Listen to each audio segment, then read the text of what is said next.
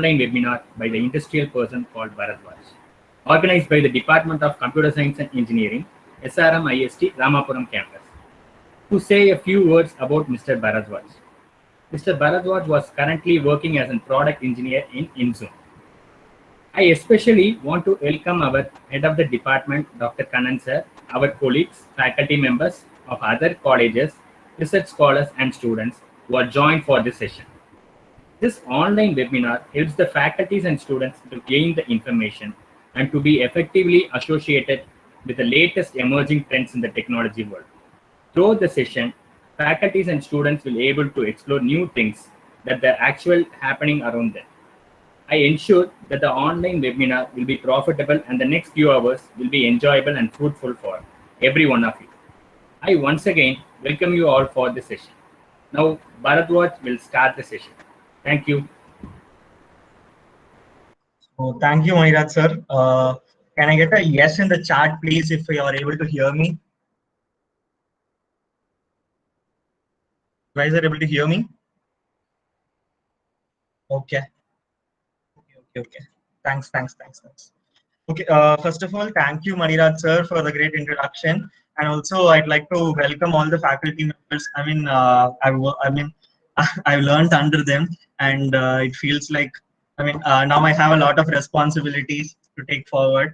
So thank you so much, faculty members, and I welcome everyone here. So first of all, thank you very much for turning up on Saturday, because Saturday, since it comes in the weekend, everyone would be like hesitant to do anything that's related to what they do on the weekdays. So thank you everyone for that.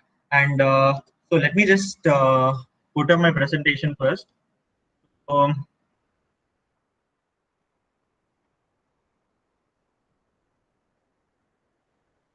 So let me know if you're able to see my PPT. Yes, right? Okay, thanks. So, okay, so let's start with full stack, what full stack development means. And also at any point of time, if you got any doubts, right, you can just post it in the chat if you're uncomfortable to turn on the mic and speak. Or in the end, anyways, we have a Q&A session, or you can just note down your points or questions, and you can ask later also. So yeah, let's get started. So full stack development. What is it actually? So I've been working as a full stack developer for the past 2 years. So I can say pretty much that this is an emerging trend, and also in the recent times, full stack development, demand has grown up like a lot. That too after this COVID-19 period, right? Companies require people who are good at everything, so that they don't have to like hire specialists for each and every field. So that's why I think full stack development is going to become like the biggest thing that's going to be in the next 1 or 2 years or something. So first, let's start with who I am, so that you get to know about whether I'm eligible to, I'm qualified enough to take the session or not. So basically, I'm Bharadwaj. I'm from Inzoom. I'm working as a product engineer for the past 2 years, and I did an internship for like 3 months over there. And this company is situated in Bangalore. So in these past 2 years, I've learned a lot of things working as a full stack developer. That too, when you are a fresher entering into a company, that's when your new eye opens up. For example, that's the first time you're going to see how in real life things are working out, and how it's different from what you learn in college, and how you can be equipped for that. So I'll also be telling about that, because this is not just a session where you just get to learn what the technology is, but I'll also be telling you how to apply it and how is it getting used out there, so that you can also be prepared, mentally prepared for that, in order to get a job, or you want to pursue that career path maybe. So this is all about me. And of course, I finished my computer science and engineering from SRM. That's 2 years back, and I got placed through our campus only, campus recruitments. I went to Katangaltur and got placed. So I'm thankful for that to my college always. So okay, let's get started. So these are the topics that we'll be covering today, and maximum I'll take 1 hour session max, and after that we'll have some time for Q&A. You can post questions or you can ask questions. So that's how it will go. First, we'll be looking at what full stack development is and why do we have to pursue this full stack development.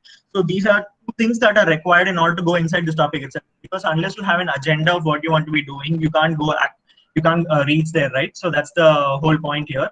And then we'll be going into things that's under the full stack development, like what are backend technologies, what are actually good backend technologies that are out there. I mean, the good in the sense which are popular and are being used currently in the industries, and the front end technologies and the database technologies, and how to create your own website. So this is not going to be like a tutorial where I'm going to teach you coding. So that is something you guys can figure out by yourself. Like I'll be telling you where to look into and what to look into and all in order to do those things. And at last, we'll be looking at the career opportunities that you'll be getting if you want to pursue this path.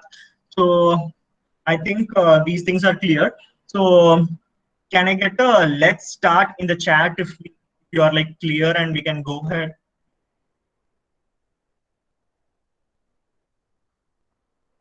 Okay. Hemanand says clear. Okay, nice. Thanks, Sandhya. Okay. Okay. Thank you. Thank you, guys. Thank you. Okay. So we'll get started. So first, what is full stack development? So coming into this, right? So full stack development is actually nothing but a combination of backend, front end, and database development. So this job actually makes you, prepares you to become an overall like a jack of all trades kind of guy instead of master of none. So what this means is that suppose in the process of the web technologies or when you are in the development of a web cycle, right? So what happens is that there are multiple processes and things involved in that. So these processes, right? In order to be, if you want to be a part of all of it, then full stack development is one of the biggest things that you can pursue, so that you'll get to see the evolvement of the entire website or the app development or anything. That's what full stack development actually gives you. So like the first point says, full stack developer is someone who is familiar with all formats of the software development. Correct. So this way, what you can think is that you can think of like building the website from scratch and then trying to give it. It's just like making a baby grow. So it has to, like, you are giving it knowledge, you are giving it things to do, and then the end result is based upon what you have given, right? So all the things are dependent on the parenting. So similarly, the full stack development is also like synonymous with that. So the second point actually, yeah, what it means is that you don't have to be like an expert in a particular field. For example, some people might be doing CodeChef or or a top coder or something like that. So those people will be focusing on the algorithms and everything. So they can become very good programmers. But is what is required at all to become a full stack developer? And I would say no, not necessarily, because your coding skills of course matter, your data structures, everything matters, but that is just like the one part in full stack development. There are also multiple things that are involved, which we'll be talking about. Okay. So I think next I'll be moving into the why full stack development. So since I was saying, so if you want to see the thing actually grow, for example, the website, when you are building it from scratch, right?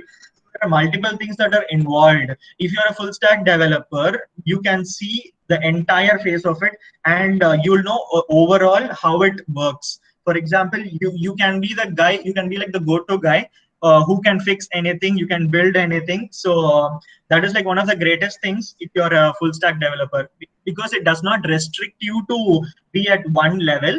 It makes you explore a lot of technologies as well. So that's the second point here. So learn more technologies. That is, if you want to expand into the front end development, suppose if you like UI better, then you can explore into more front end technologies and try how to connect it with the back end and do like a seamless running of things. So that is one of the better advantages, I would say, as a full stack developer. That is, you'll get to explore technologies, I mean, like in a wide range than rest of the other development positions.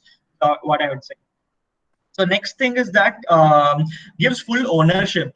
Full ownership in the sense, if you're a full stack developer, you can actually take up ownership of your modules or anything, where you get to you can create the entire front end. I mean, databases, putting in fetching of the data. You can create databases, as well as you can see how code goes into it, and then how the UI has to be done. Because you can take like full ownership, and you can put all your creativity, and you can make it like efficient and usable or anything like that. So that is what one of the major things what I would say is.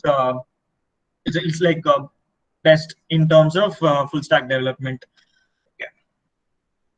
So next we'll be going into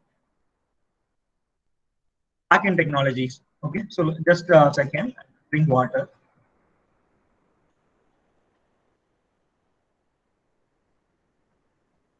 Yeah. Okay. Thanks.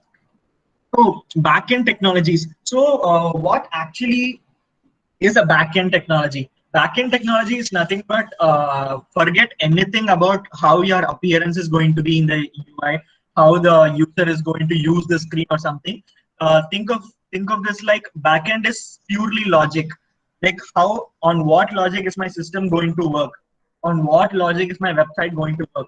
For example, if I have a railways, for example, let's take the website of IRCTC.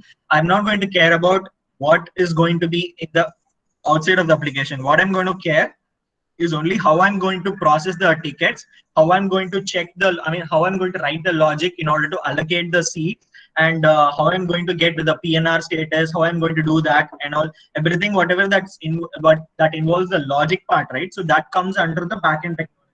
So in order to be a good backend technology expert, you have to know what actually happens in the server side level. So in the server side level, there are a lot of things that will be happening, where you should, in order to become a good backend developer, you should be knowing how to optimize your code, and how to write a clean and proper code. Because I think for the students out here, I can say that once you come out of the college and when you enter the your career phase, right, that time if you are a developer, you'll understand that one of the most important things a developer requires is to write good code in the sense, I mean clean code. Because you can be the best of the best developers, but you're actually not a good fit for a company if you're not able to write simple code for simple things. Because people don't usually prefer people who write complex logics for even simpler things. So please don't always focus on try to write grand things. Just try to see what is the simplest way to do things. So that way it will make you write cleaner code also. So that because when you go to the industrial level, right, so out of this college, you'll understand that not everyone might be of you of this level, or not everyone might or you might not be of everyone's level. So it works both ways. So in order to make people comprehend to that logic, so people usually follow some standards. So that standards has to be followed. So for that to happen, you need to be like you need to be like well versed with all the backend technologies. I mean, I'll be talking about what backend technologies to choose, so that you can pursue based on your interests. So before that, can students reply in the chat whether what language are you learning right now? Are you learning Java or C++ or Python currently? Can I know that? Can you message in the chat, please?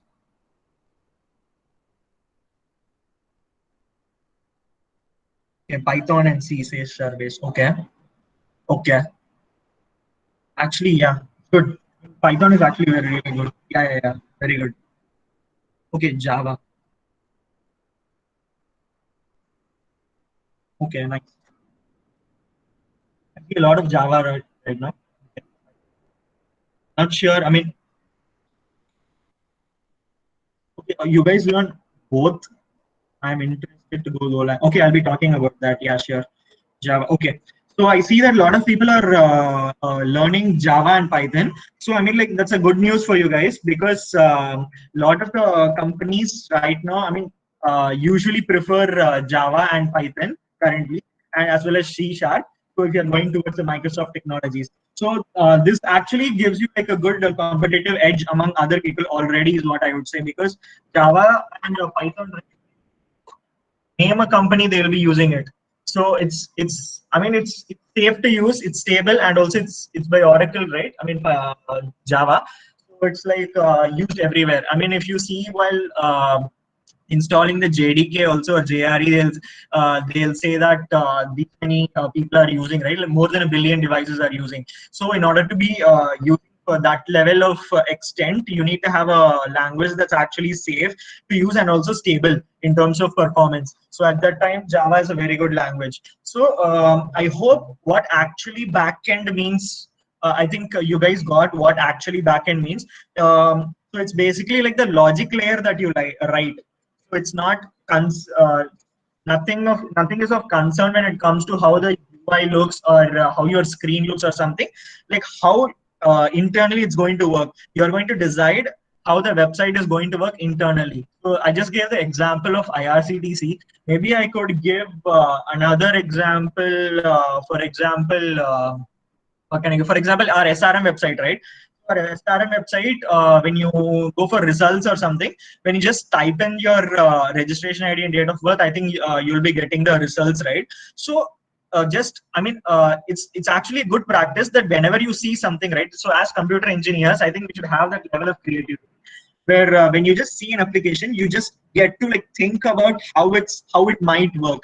So it might not be working as per your thought process. Also, it might be different also, but it's actually good thing to cultivate, and you inculcate the practice of just letting your mind free and then think on how it might work. For example, in our SRM website, there is a possibility that most of the logic things are written in the backend, and we have like an SQL server or something where it fetches the student details and the grades according to that.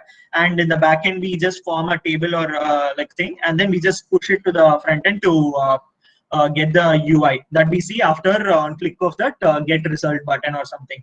That is something that I would like to you guys to inculcate in at least in the future, if not now. So that it will help you in becoming a good developer. So that the thought process actually it helps. Trust me.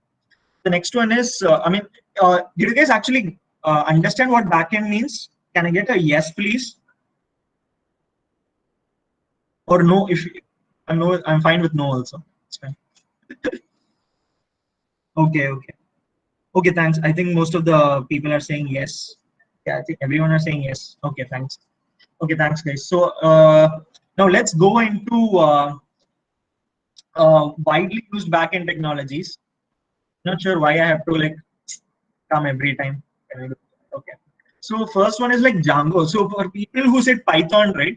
So guys, just like to let you know, like I'm not going to explain into fully what a framework means. You can just assume a framework is nothing but there are already pre-existing components that will be there, and libraries will be already present. For example, if you want to connect to the database or something, a library will be present. If you want to do mathematical operations, for that, libraries will be present. So a framework is nothing but a place where it gives you like an opportunity to build your web applications like instantly. So choosing a framework is also important. So I've just given three things. There are like a lot of backend technologies and frameworks, but I've just given the three things because since you guys said Python and Java, so I've given for that. And the other thing is what I use, ASP.NET. So I'll be telling about that also, so that you get to know like these three things are the majorly used technologies in the industrial side. So if you go to any company and ask what kind of backend framework they use, right, the chances of them being one among these three are like very, very high. Okay. So this might not be the case for startups, because startups, since they are starting at a very low scale, right? So they try to like explore into the newest of the newest. So at that time, because they also know that sometimes it might not work. So but like enthusiasts, right? So they just go into those things and try out new things. So sometimes it might work, sometimes it might not. So they end up changing it to one of these frameworks also. So that's the thing. So first one is like a Django. Django is actually a pretty good Python framework. So I would recommend all these Python developers who said Python right to just go check out what Django does. And if you just download the framework and see what it can do, you'll get to know that it can. You can just check out the libraries that it supports, and that way it will help on getting to know more. So since I said that this is not going to be like a coding session, like where I'm going to teach you how to code, but this will just to like give you an idea of how to explore things, because everyone are different here, right? So one might not Python, or someone might like only C sharp. So I'm not in order to not discriminate that way into teaching or talking about only one single stuff, I'm just bringing you like a variety of options that you might or might not have encountered, but the perspective is purely based on what is used in the industrial side. So that is one of the things that I'd like to mention right now. Okay, so Django is a popular Python framework. So as you might know, right, since you will be coding in some IDEs or something, or for example, you might be using doing Python in a CodeShip or something. That is just like one part of the logic that's written there. But when you see, right, in a website, there are like tons and tons of logic that has to be written. So everything has to be like maintained. Everything has to be like properly written.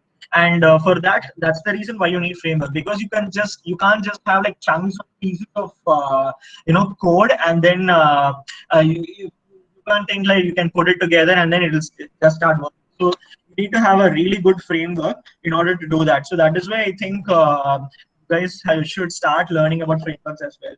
So the next one is ASP.NET. Does anyone know about C Sharp or has used in C Sharp?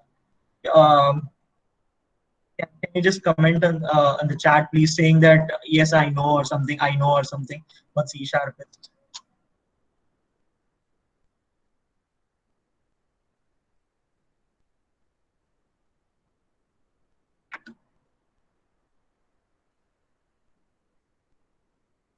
Okay. Okay, I see a lot of no. Okay, I'll explain. Okay, so C sharp is nothing but a language that is created by Microsoft. I think you guys know about what Visual Basic is. Visual Basic is also one of the languages that was created by Microsoft as well. But over the time, they saw that with the upcoming trends, right, they can't comprehend everything into that single language. So that's the reason why they created the C sharp. So it's created by Microsoft and it's widely supported with the ASP.NET frameworks, or the .NET frameworks, you can say. The .NET framework is purely done by Microsoft itself. So if you are going to use Microsoft servers, for example, in the company where I'm working, we use Microsoft servers because it's actually very reliable. So that's the reason why we had to choose ASP.NET. So that because over the times, right, there are actually multiple things involved in just picking a language or a framework, because it totally depends on the business requirements or what you want to achieve out of, I mean, like the outcome that you want to achieve. So that actually depends on the language that you're choosing, the framework that you're choosing, and the UI component that you're going to choose, because everything is based on your feasibility and your accomplishment on what you want to do. So that is one of the things. So the next one is for people who said Java, right? I would highly recommend them to go check what Spring is, because Spring is one of the best frameworks for Java currently, and it's used in like um, I I can say that pretty much all the Java developers I know are using Spring only for for their development purposes. So I think you should get to know that. I mean, the thing is that it's not. I'm not like forcing you to check out Spring so that you have to do only this, but I'm just saying that it's just like an opportunity or like an exploration stuff that you can do on your side to check what Spring actually is. So that way you'll get to know what is actually used in the industry. Because once you just step out of the college, right?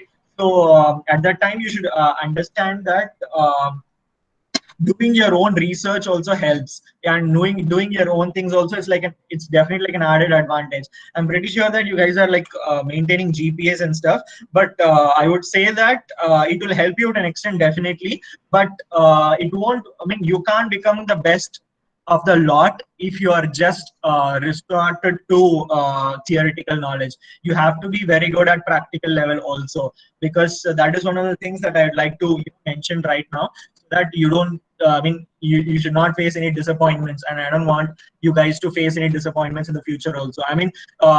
It's only like how can I say, GPAs will help you, but having a practical knowledge equally will make you just go there where you want to go. So that is one of the important things that you would like to say, because don't just see things practically, because sorry, theoretically, because practicality at some level will give you a real bad time if you don't do that. So we'll go to front end technologies now. Okay, where are the front end? Okay. So front end technologies, by what? Okay, I think, can I move to the front end? Can I get yes or no? Okay, thank you. Front end. Guys, front end is basically very simple to understand. So whatever you see in the website, right? Just see. Don't think about any logic or something. That part is with the back end. So just think about the front end. Front end in the sense how that button appears. For example, how this icon looks, how these three icons look, and how these things are designed, and how these things are supposed to appear. For example, if I give some animated stuff and all, when I move to the next slide or something. So those kind of things. So for example, let's take this example of the same IRCTC website, where you're, for example, some IBBO or something, Make My Trip or something, where you have to give your phone number or sign in page and all, right? So those things mostly come up. You have to make a better UI to accommodate the password section, or you can see that the passwords are always hidden and you can reveal that. So those kind of things, small animations and stuff. And also one of the things that's important doing in the front end is what do you call validations. So validations is nothing but, for example, in some of the sites you would have seen that when you type a phone number that's more than 10 digits, right? So what it will say is, please enter for 10 digits only. So those kind of things are validations. For example, even if you log in into Amazon account, right? If you just give the 10 digits, it won't accept. So it will say that please enter +91. So those kind of validations are kept in the front end only to make sure that no corrupt data goes to the backend, and also it also helps in making the user experience better. People usually best user experience websites. For example, what can I say? Some people can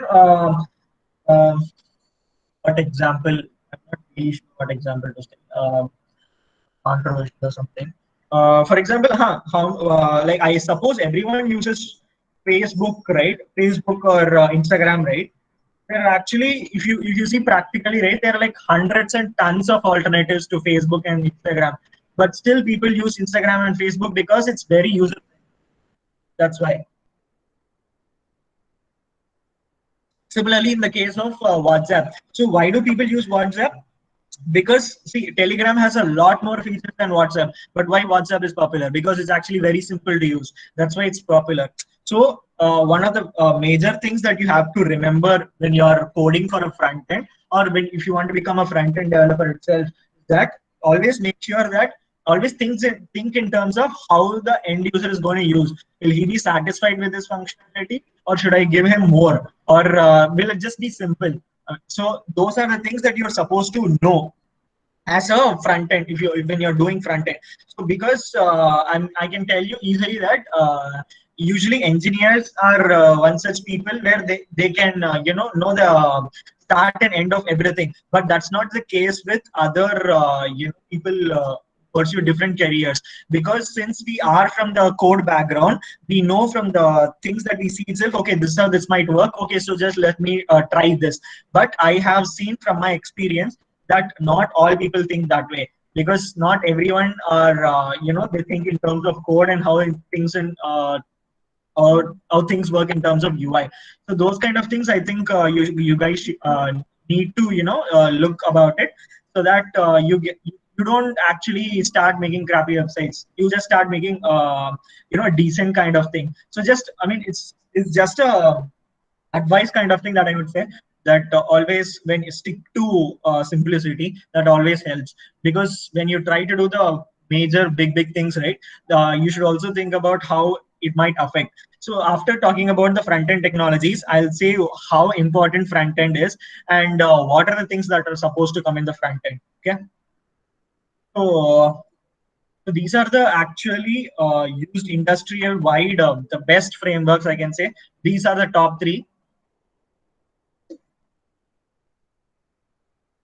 So all these three are JavaScript only, like entirely JavaScript, Angular JS, React JS, and Vue JS. So you guys would be what front end language are you? You guys know?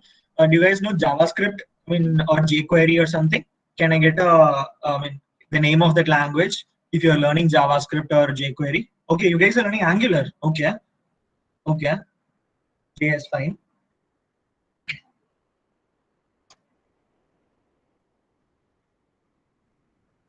Okay, guys, I see Angular and JS.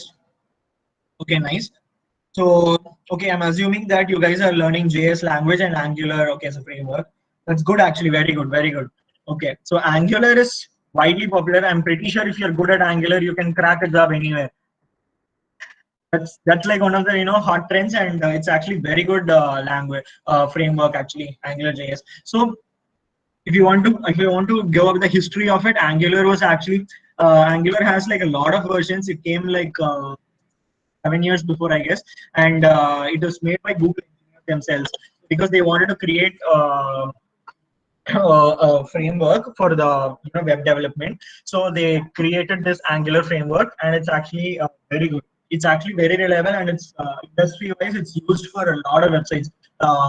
I can say that almost 30%, 40% of the websites that we can see currently are made by Angular only. So that is the kind of thing that Angular has an impact over the real application, because people usually trust Google and their frameworks. You can pretty much blindfoldedly choose this because it provides a lot of stability in case of development or something. So people who are actually pursuing Angular right now, very good job. I mean, you try to explore more about it and become best at it. I mean, that's all I can say. Try to start by creating websites of your own, or you don't have to like publish the websites. You can just build locally and keep it for yourself, just to like a practice or something. Not necessarily every website has to be like hosted or something. You can just create websites just for your satisfaction or your learning, because website maintenance, costing, and all, it's like a lot. It's like a huge thing to bear. So that's why I would say is that just create. I mean, there's always a lot of things to be done instead of hosting it. So just make sure. But just guys, you guys just practice that enough. So the next one that we'll be going into is React JS. Just give me like 1 second. I'll just drink water.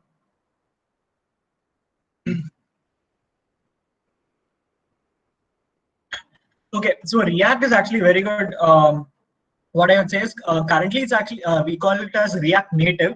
So React Native is used in mobile development mostly. So a lot of the apps that you see, right? If you see that the UI is actually very good, or the UI does a lot of things, then it's probably React. It's probably React.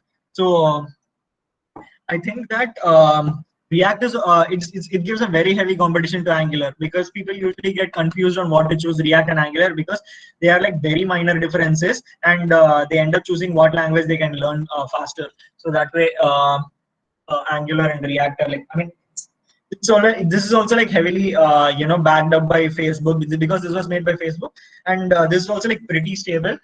If you are actually want to pursue app development apart from these front end websites or something, if you want to focus majorly on app development and building UI for apps, then I would suggest you to go through what React does. And there are like tons and tons of tutorials for that React. So that is one of the things. So the next one, Vue.js. So currently I'm using Vue.js framework. So Vue.js actually is very light. And to give a history about it, right? Vue.js is not actually backed by any of the companies as such, but Vue.js was created by, the engineers who came out of Google, I mean, they created Angular, the same people, they came out of Google and they started this Vue.js. I mean, they created this Vue.js. And I would say that it's actually very, very good. I mean, Vue.js is actually very new. Like, I would say that only like 3, 4 years, max to max 2, 3 years.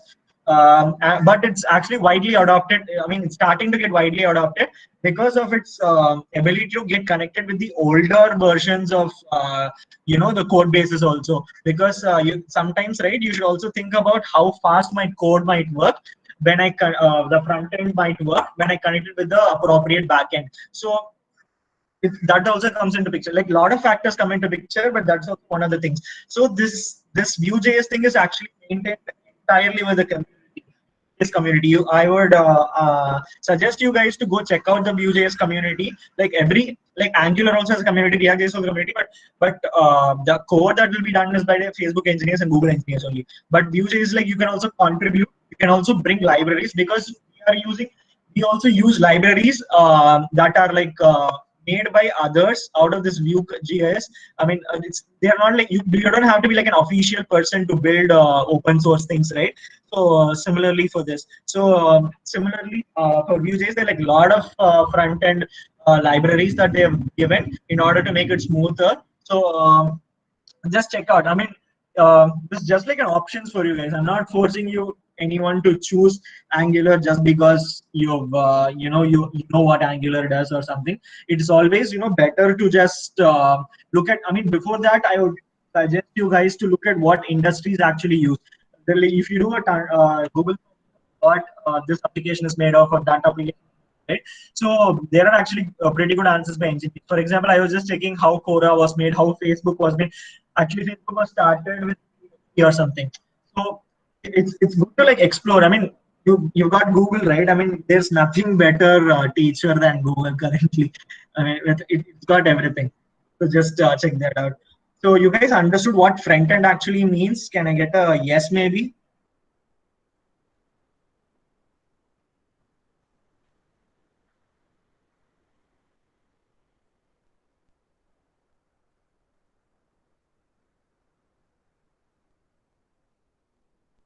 Okay, thanks.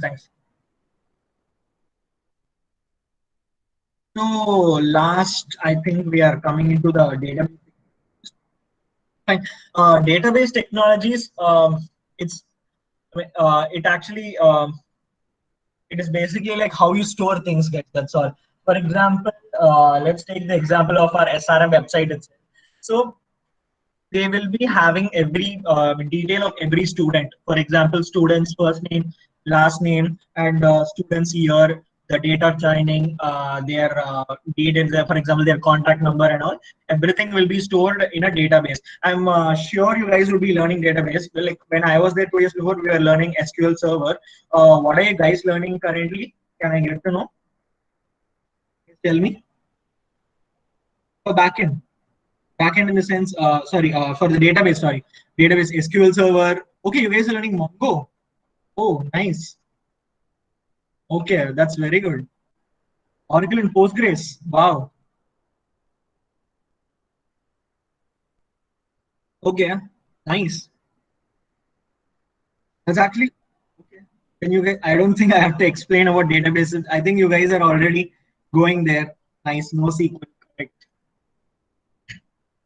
So, uh, just coming into database technologies, the main part about choosing what kind of databases, what database you want to implement, or like what database technology you want to implement actually is totally dependent on what your application needs. For example, depends on your features that you need in the application. For example, for SRM kind of websites, so structured database is like more efficient. For websites, for example, like Facebook or something, where they need to store unstructured data, right? So for those purposes, you need MongoDB or Postgres or something. Okay, so NoSQL at that time will be helpful. What I would suggest is that you guys should go through at least one structured database and one non-structured, that is unstructured database, so that you get to know how things work differently from one another, so that you get to know how things get stored, how data retrieval mechanisms happen, how data pushing happens. So that way,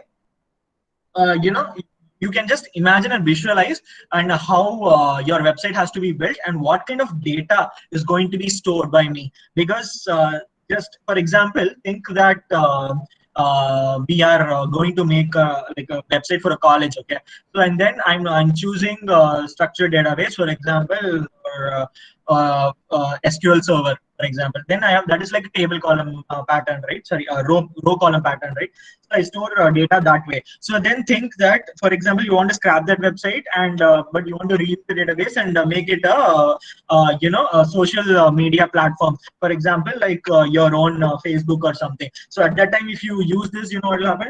It will not work. This is just going to end in a chaos. So that's why. So choosing the best database technology depends on what kind of data you're going to store. And also, database is one of the, what I would say is that it is very, very underrated thing currently, because if you build a good database, it can withstand any kind of pressure that you put on it. You can other load balancing and stuff, because that totally depends on the database only. So for example, when most of the sites crash, right, so that's because they don't have the best database coping mechanisms. They don't have the best load balancing.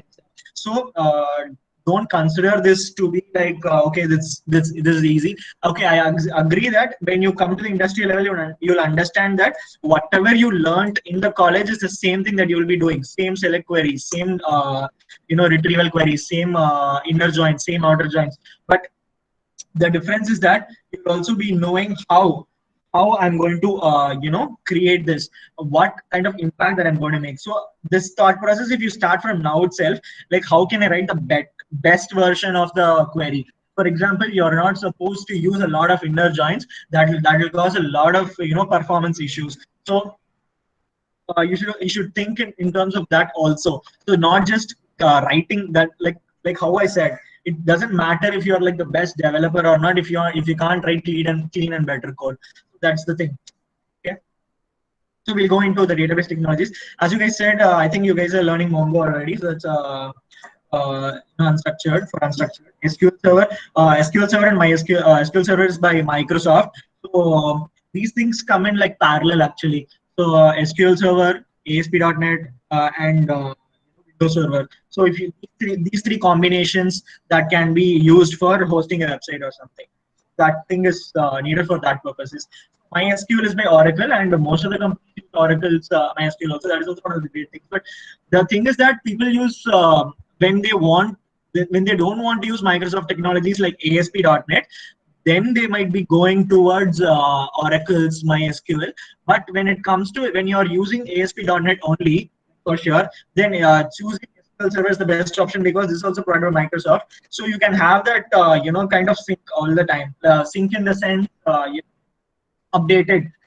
Like all things will be supported, and there are like actually beautiful libraries that are provided by Microsoft itself in order to connect to the databases, that is SQL Server and all. So that way it will be like very helpful for you. So that is why I'm saying that there is not like hard and fast rule that this is what I'm supposed to do. You can do your permutation combinations, but just make sure that it has to work out. So that's how these people think. So that is why every company has like a software architect or so people, right? So their primary job will be to, they actually know the in and out of all the technologies. So what they will be choosing what kind of technologies to implement, so that for the best of the efficiency and performance. Because not just building a website is a big thing, but it also matters to maintain the website. So maintain the website in the sense, for example, let's assume that I maintained a website where 1,000 people can concurrently use it. Let's assume that one day you became very viral, that 1 lakh people are trying to log in into your website like the same time. So at that time, if your database it sucks, means then it can't handle anything. Then it's going to go into chaos. Their website is going to come down. Just make sure that you keep these points in mind. Not everyone is going to just go ahead and start creating websites or something, but these kind of points, why I'm saying is that these are the things that people actually look for a candidate, look inside a candidate when they are recruiting or something, whether he's able to judge things correctly, and he's able to whether he's able to prioritize things correctly, and what what becomes important. Is the efficiency important or performance important? And in this case, what is important? So those kind of things, right? So those kind of thought processes are actually needed in order to succeed in a better way, I would say. So you guys understood about the database technologies?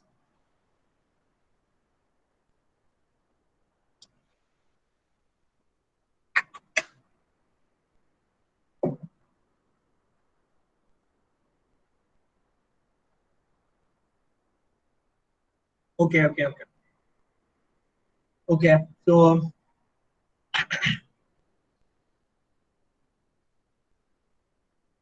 okay. Actually, I think someone asked about SQLite. So database. You can use like it is also actually a good alternative that you can use. So that's why I said that I'm not going to be SQLite. You can use it for the Android. If you're building like an Android app or something, so that way it will be helpful for you guys. SQLite, yeah, I think Sarvesh, yeah, Sarvesh, yes. Good question, Sarvesh. So I think the technologies are pretty much covered here. So yeah, I'll be going into how to create an actual website. So I'm not going to be telling how to host, where to host, and all. That is something you guys can figure out by yourselves. Just a simple search will tell you. But I can just give you like a heads up on how things might work or how you are supposed to do that. So first step, right? So this actually, like I'm just giving you like a process. I'm not telling you how to exact. This is not like a tutorial, like I said. This is just to like give you a heads up and the opportunities that are available right now. So the first thing is that before starting any website, right, it is important that you just don't go ahead and directly just start coding, because that is like the worst form of development and it will yield you no results, like zero results. So first you have to like choose what kind of website you want to make. So that website, by that I mean that what are the operations that are going to be performed. Don't just think in terms of today. Think in terms of 2 years, 3 years, because once you build a framework and then you just publish it, right, the next time onwards your focus should be only on maintaining the website, because you can every time when something new happens you can't just like scrap everything and then build everything from front. That will not work out at all. You just think like build once and then maintain it after that. So it should think about like how long will this website be running, or how long this will be, so that I have to build a website or a database. I mean, or I choose the technologies in such a way that it's going to survive that long. So think ahead. I mean, always think ahead. That it will help you like a lot. So next, okay, the second point is that also after the first point is done, and then choose the best front end, back end, and database. So in the sense, right, what I would like to say is that you should always know the balance on where to put a load on what. For example, right, there is an actually you can actually write all the logic in the front end itself. That is like completely possible, 100% possible. If you think that you can do anything, I mean, whatever logic you want to write, you can actually write it in JavaScript and jQuery itself. But why we are not supposed to do that? Because since these are running in their client browsers, right?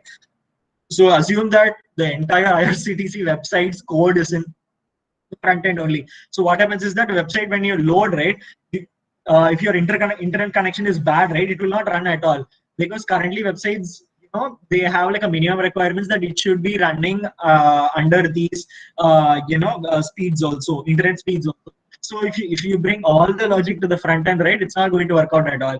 So that is why there's always like you need like a balance between front end, back end, and database. So what I would say is that usually it's like a good practice to stick to only the UI items. UI items in the sense what is the look and feel of the application, right? If you just put that in the front end and the entire logic in the back end, and the database is for storing purposes and retrieval purposes, and something, for example, when you write SPs or functions or something, please make sure that it doesn't just time out. Time out in the sense, right? For example, if you write a very complex stored procedure or a function, right, and I call it like 10 times continuously, what will happen is that the database will not be able to retrieve, because it will not concurrently. There is always a limit, guys. there's a limit that a process or a database or anything can perform only at this much level, because if you go above that, it might just break. So that is why I'm saying that when you choose something, right, you should consider everything into factor. I mean, not everyone is going to become a software architect right away or something, because that requires like a years of expertise. So in order to go to that level, in order to know the in-depth of things on how things work, right? So it is always to have like a perspective-based thinking on how to approach. Okay. So the next one is like hosting service. Usually, like since you're building a website, right, you can't just put it in your own laptop and then just stream it or something. That doesn't work, right? So that is the reason why we use hostable websites or something. That's why we use hosting.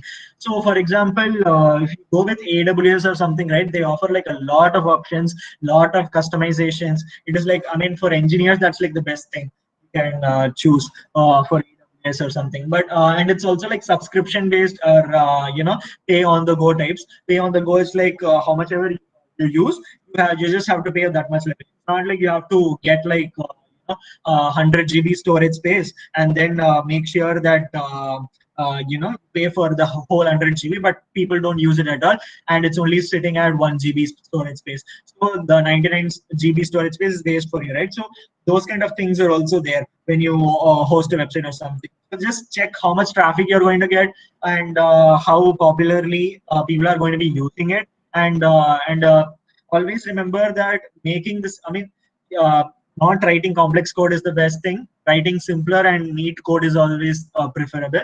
And similar way, right, in the front end, you can give like the best animations and stuff, but you have to make sure that's browser compatible as well. Browser compatible in the sense that when you I think most people use only like Chrome or something, but there are still people actually using Internet Explorer. Like I can tell you that in the industry, around 40% of the people only use Internet Explorer. The reason being that from that, when the time they created that application, right, the first time when they created it, that time they were only having IE. So what happens is that still people are using IE because the application runs smoothly only in the IE. So that way you should make sure that people, whatever website it may be that you build, it is running across all the things. And sometimes you might encounter that some things don't work on Mac, and then some things work on don't work on IE or something. So there's actually a very good website. I don't know whether you guys know about Mozilla Developer Network. So they have like the best things are there. I mean, every UI thing is like particularly explained, and in the Mozilla Developer Network also, there'll be like a table sort of thing where it says that where and all this particular thing will work. For example, if I say a tag or something, for what kind of tag can I say? For example, H2 or H3 tag, right? So it will say that where and all this will work, where and all this might offer. So this is like the easiest of the tags, but there are also some tags that may not work on some of the things. That too, especially when it comes to like jQuery, right? jQuery like is very particular. Like when change a single dollar symbol or something, it will not work in IE or something, or in IE definitely. So that's why it's very, very important in order to choose what you're doing, and make sure that it runs everywhere all the time. So I think I'm done. So it's like career opportunities. Just give me a second. Just give me a second. I'm just drink water. It's like my throat is like paining, like continuously. Okay. I mean, I've not spoken this much long.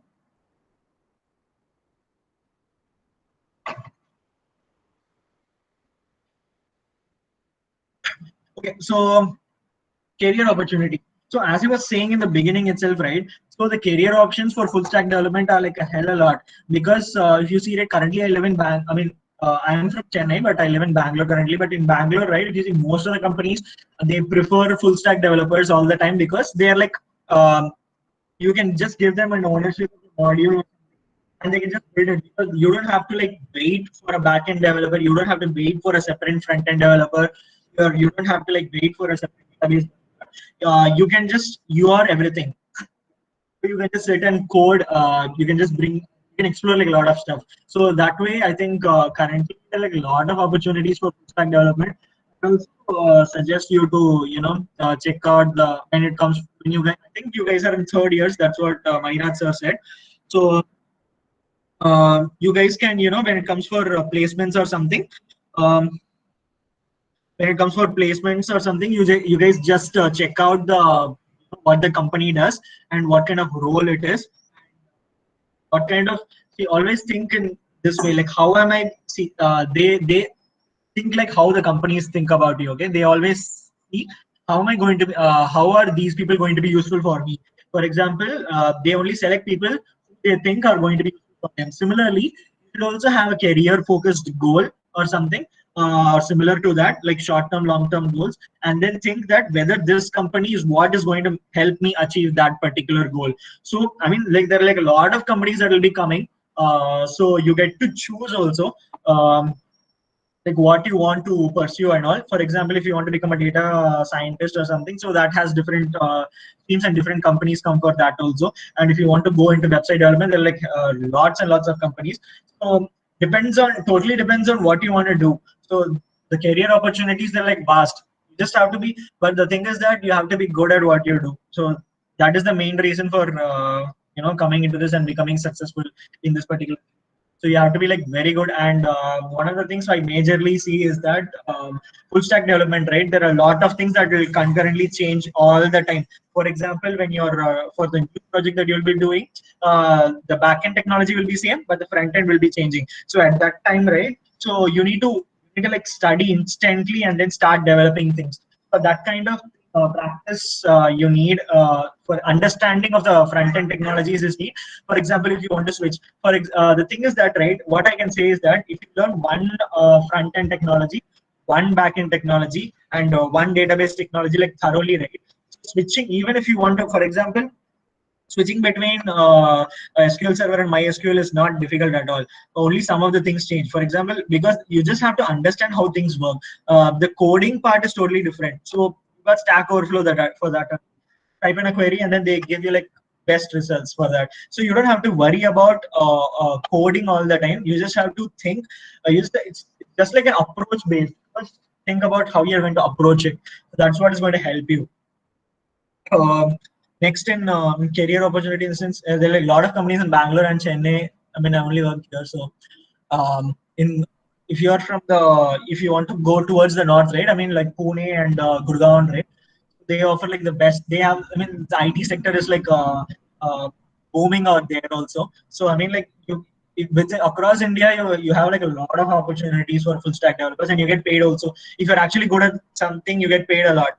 So try to be good at that, and you can succeed that way. And if you got any questions, you can post, and I'll just keep this slide so that if you want to, like, contact me or something, or you can message me on LinkedIn also. So I'll keep that. Okay, I've done this in 1 hour. Thanks. Okay, any questions? You can okay, kindly suggest backend and database.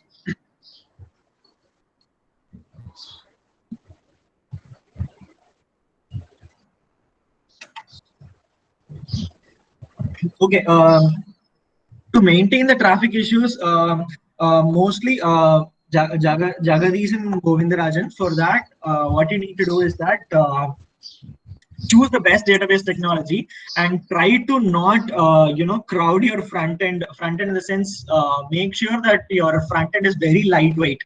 So if it's lightweight, right, most of the traffic issues will not happen at all. So the next thing is, make sure that database is able to handle all the concurrent operations.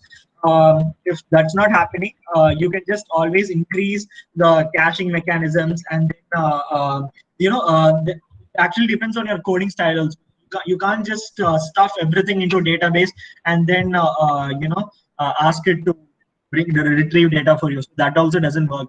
So that is the reason why whenever you see a news that something has crashed, right? So that will be because it can't handle that code. I mean, every code has a capacity. It cannot handle after that much of point of time. So for that, you need to upgrade it, or that's the only way. Servers have to be upgraded. So most of the times, what happens is that you might have written the best code, but your database is not able to comprehend to that. So that time the servers have to be upgraded that way. Any other questions if you have, you can post it in the chat section.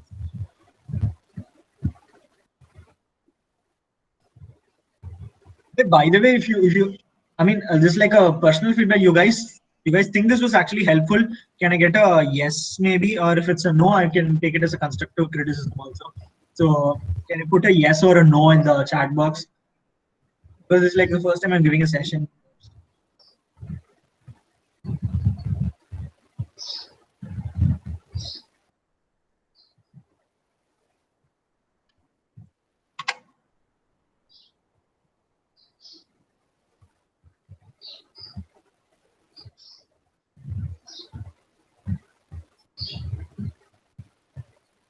Okay, okay, thanks, Hemant.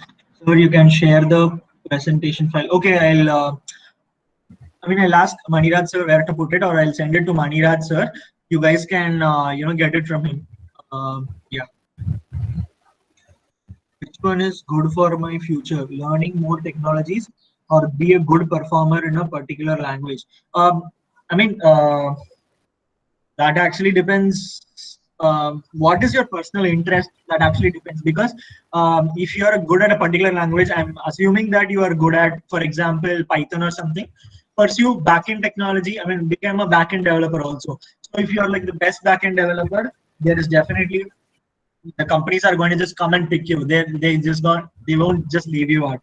So it depends. It totally depends on what you want to do. Just if you want to become good at particular language, what I will say is that don't try too much on the language, because the coding part, right? You can always because when you go to the company, I mean industry level, right? Then that's when you'll get to know that writing code is easy, but writing the best code is always difficult. So you can always search for the syntaxes and all in the Stack Overflow or Google itself, but you just have to know how the things work.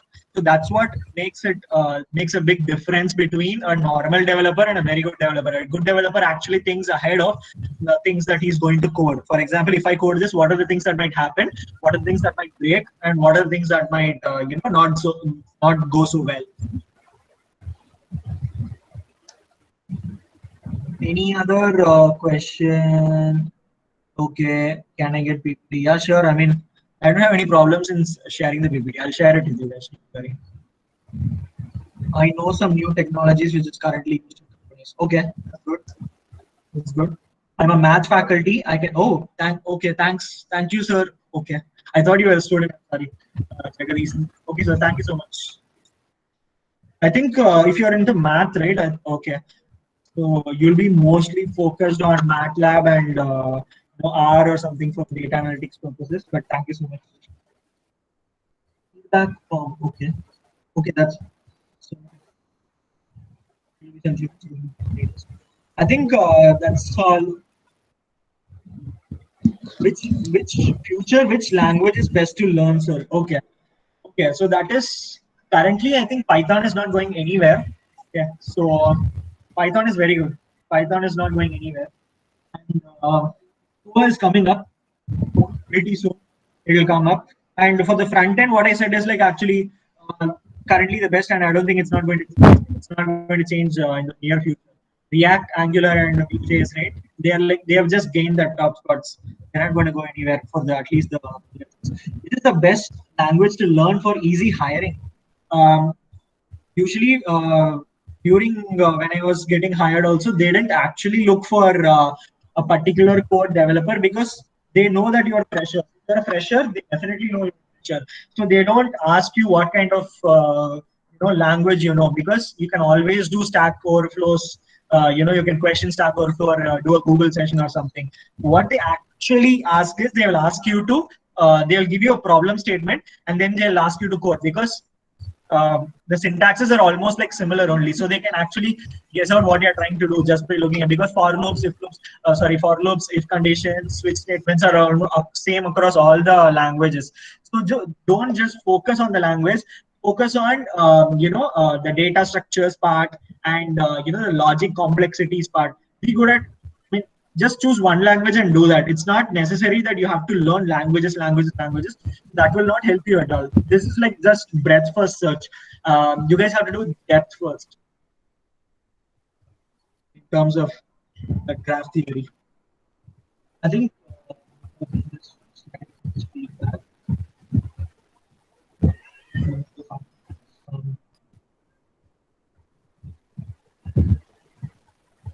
what's the an IT student, what is the best language for me to learn? Is Java best? Yeah, yeah, Java is a very good language. It's still being used.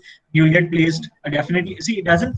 At one point, right, you'll understand that choosing the language doesn't matter. I mean, in order to get hired, I'm actually speaking about. I'm not talking about creating a website, but in order to get hired, right, they don't look at your language skills. They just look at the depth of the knowledge that you know, the concepts that you know. So just focus on the concepts and try to implement. For example, if you say that Java is best, right? Okay, learn. If you think Java is good, just go ahead. Just go into Java, but go into the depths of it.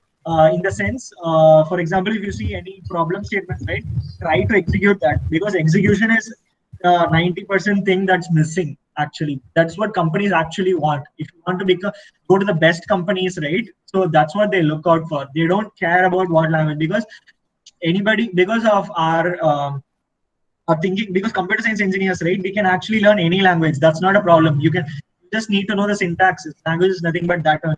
But in terms of how things work, right? So that's where things actually.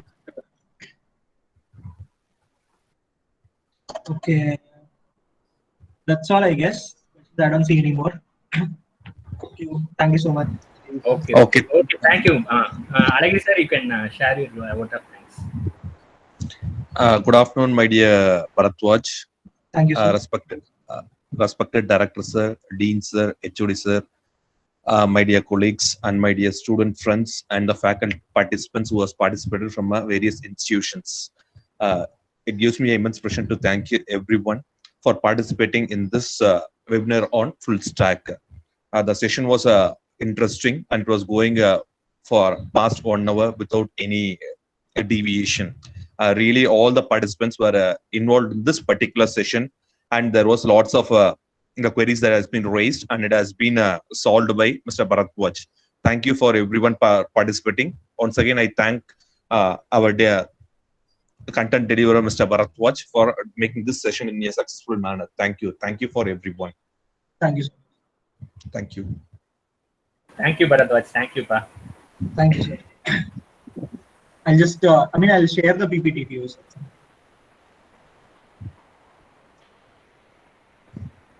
Bharatwaj, you can send the PPT to Mairaj sir, so we can forward it to all the participants. All the participants. You send me Bharatwaj to me. I'll share the PPT to everyone. Okay, yes, sir. Participants, kindly fill the feedback form so that you will get the e-certificates. Thank you for joining. Gautam, recording of